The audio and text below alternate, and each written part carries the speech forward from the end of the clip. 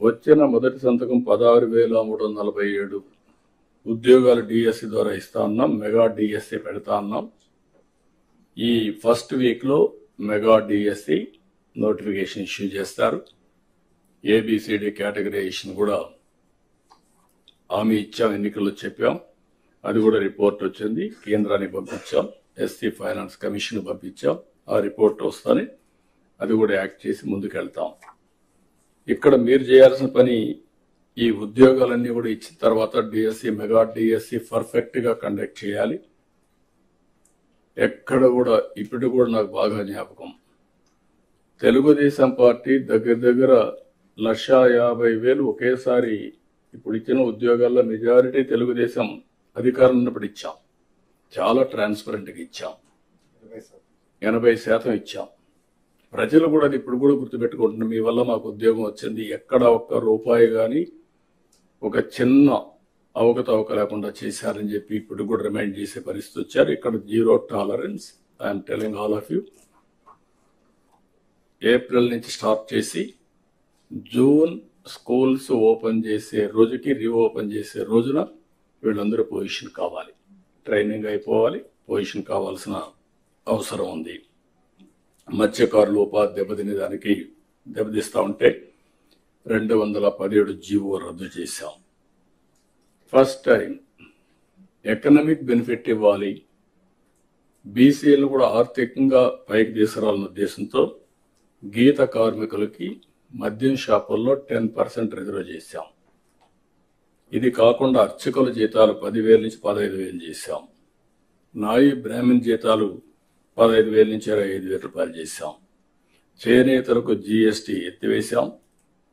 200 రూపాయలు హ్యాండ్లూమ్కి, అదే మరిగా పవర్ లూమ్స్కి 500 రూపాయలు పవర్ సబ్సిడీ కూడా ఇచ్చాం.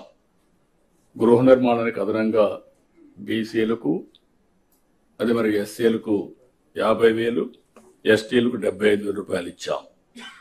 ఇమాములకు 10,000, మౌజములకి 5,000 గౌరవ వేతనం కూడా ఇచ్చేసాం, పెంచాం, అవి కూడా ఇస్తున్నాం. వెల్ఫేర్ ఎక్కడా నెగ్లెక్ట్ చేయడం లేదు. ఇక్కడ నేను మిమ్మల్ని కోరేది ప్రభుత్వం యొక్క ఇమేజ్, వెల్ఫేర్ సక్రమంగా డెలివరీ కావాలి. టేక్ ఇట్ ఫర్ గ్రాంటెడ్ కాదు. అందుకే అనునిత్యం ఏ వెల్ఫేర్ ప్రోగ్రామ్ వచ్చినా లాస్ట్ మైల్కి కరెక్ట్గా చేరతా ఉందా లేదా, చేరే విధానం కూడా ఏదో భిక్షగాళ్ళకి మారిగా ఏదో మీరు దానం చేసినట్టు బిహేవ్ చేస్తే కరెక్ట్ కాదు. ఒక బాధ్యత తీసుకొని ప్రతి ఒక్క ఆఫీసర్ కూడా లాస్ట్ మైల్లో ఉండే ఆఫీసర్ బెనిఫిషరీకి చేర్చే విధానం చాలా ముఖ్యం. ఆ విషయం కూడా మీరందరూ కూడా హ్యూమన్ యాంగిల్తో వాళ్ళు పనిచేయాల్సిన అవసరం ఉంది. ఒక పక్క సంక్షేమ కార్యక్రమాలు చేస్తూనే మీరు ఒకసారి చూస్తే పోలవరాన్ని గాడిన పెట్టాం. ఈరోజు పోలవరం మొన్నటి వరకు ఏమవుతుందో అని అగమ్య గోచరంలో ఉన్న పోలవరం ప్రాజెక్టు కేంద్ర సహకారంతో ఈరోజు 12,150 కోట్ల రూపాయలు శాంక్షన్ అయింది. ఫేజ్ 1కి ఇబ్బంది లేదు. దీన్ని 2027కు పూర్తి చేస్తాం. అమరావతికి టెండర్లు పిలిచాం. ఇది సెల్ఫ్ ఫైనాన్సింగ్ ప్రాజెక్ట్. ఈ మోడల్ ప్రపంచానికి ఆదర్శం.